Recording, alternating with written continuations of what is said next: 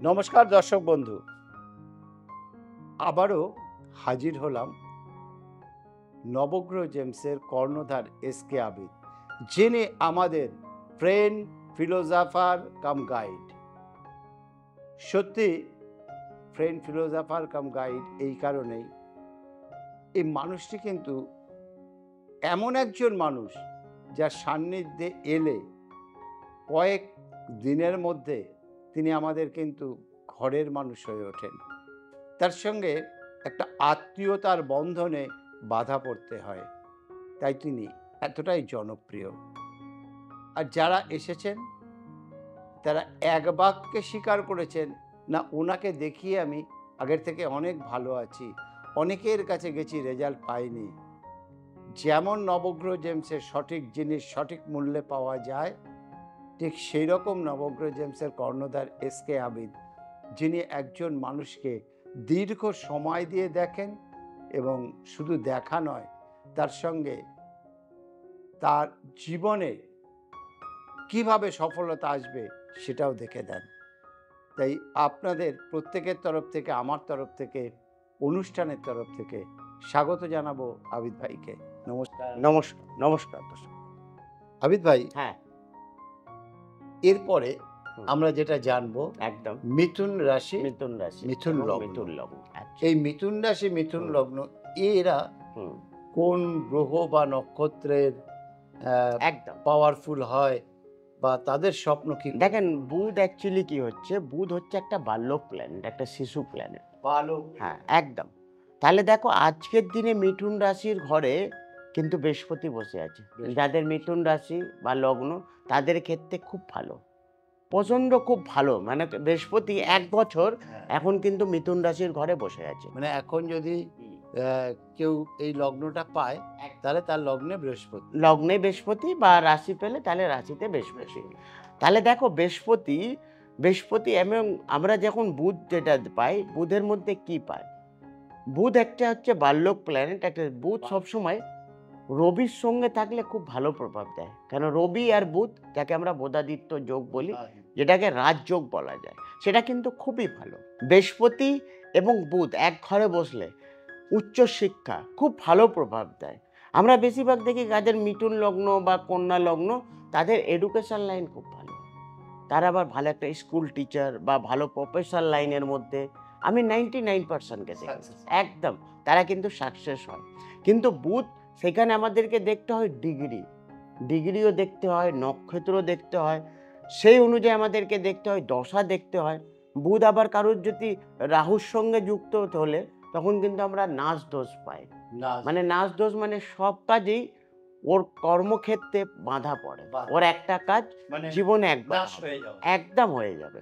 সেখানে আবার আমরা দেখো অনেকটা আমরা সংখ্যাও পাই, যেমন প্রত্যেকটা প্ল্যানেট অনুযায়ী আমরা যেমন সংখ্যা পাই।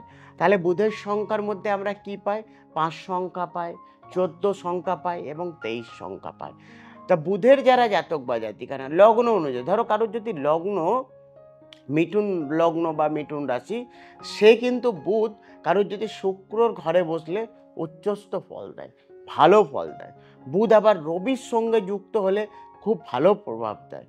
বুধ আবার যদি খারাপ পজিশানে থাকলে, তাদের কিন্তু প্রচণ্ড নার্ভের সমস্যা আছে, তাদের ডিপ্রেশনের সমস্যা আছে, তাদের কর্মক্ষেত্রে বাধা পড়ে।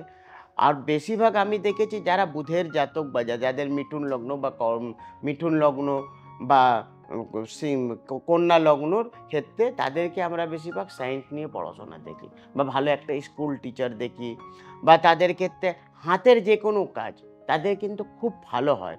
তাদের সেলসম্যান মানে মার্কেটিং লাইনও খুব ভালো হয়। বুধ হচ্ছে আমাদের শরীরের মধ্যে যে ঠোঁট, সেটা হচ্ছে বুধ। তাদের মার্কেটিং লাইন খুব ভালো, তাদের শেয়ার মার্কেট কিন্তু দারুণ হয়। যেটা যদি বুধ ভালো থাকে, একদম তাদের শেয়ার মার্কেট যথেষ্ট ভালো হয়। যদি খারাপ থাকে, খারাপ থাকলে ডিসিশন, দেখো মানুষ দু রকমের হয়। একটা মানুষের প্রচন্ড বিদ্যা আছে, একটা মানুষের বুদ্ধি আছে। তা আমি বিদ্যা থেকে বেশি ভ্যালু বুদ্ধিকে দিই। যার বিদ্যা আছে, প্রচুর বিদ্যা, সে কর্ম মানে হ্যাঁ, সে কিন্তু কাজে লাগাতে পারিনি না, প্রচুর বিদ্যা নিয়ে তো আর কিছু করতে নেই।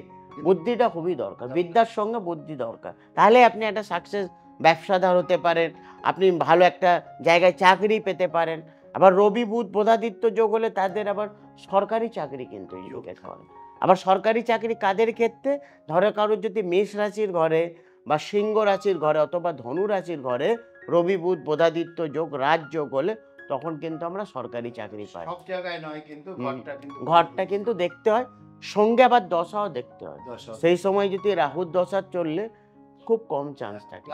দশা কিন্তু বৃহস্পতির হলে খুব ভালো প্রভাব দেবে সেই মুহূর্তে।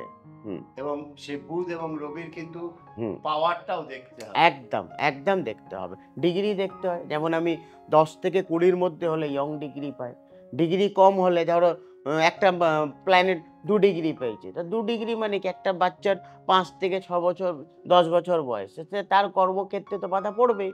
আমাদেরকে ডিগ্রিটা অনেক বেশি ম্যাটার করে। দর্শক বন্ধু, অনুষ্ঠানটা যারা দেখছেন, দেখতে দেখতে মনে হচ্ছে না, ইস আমি যদি জানতে পারতাম আমার বুঝটা কিরকম আছে, আমার মনের স্বপ্নটা পূরণ হবে কিনা, আমি কি সরকারি চাকরি পাবো বা ব্যবসা করলে সেই সফলতা পাবো, এই দুটানার মধ্যে কিন্তু থাকবেন না। হবে কি হবে না ভেবে কোনো লাভ নেই। এক্ষুনি হাতে মোবাইলটা তুলে নিন, আর কলিং এ যে নাম্বারটা রয়েছে এই নাম্বারে একটা ফোন করে বুকিং করে নিজের নাটাল চারটাকে বিচার করিয়ে নিন। যদি সেখানে কোনো বাধা বন্ধকতা থাকে তাকে নেওয়ার ব্যবস্থা করুন। আর যদি দেখেন খুব ভালো আছে, তাহলে অবশ্যই সেই ভালোটাকে কাজে লাগান। লাগানোর জন্যই তো এসকে আবির, কারণ তিনি মানুষকে উপরে তুলতে জানেন, তিনি মানুষকে লক্ষ্যে সিঁড়িটা ধরিয়ে দেন, শীর্ষে পৌঁছে দেন, কাউকে নিচে নামানোর চেষ্টা করেন না। তাই যারাই ওনার কাছে এসেছেন প্রত্যেকেই জীবনে কিন্তু সফলতা পেয়েছেন। আপনি পেতে বাধ্য বাধ্য বাধ্য। তার জন্য ফোন করে বুকিং করে যোগাযোগ করুন, চ্যানেলটাকে সাবস্ক্রাইব করুন, লাইক শেয়ার করুন। এই বলে অনুষ্ঠান শেষ করব। পরবর্তী অনুষ্ঠানে আবার আবির ভাইকে নিয়ে হাজির হব। নমস্কার।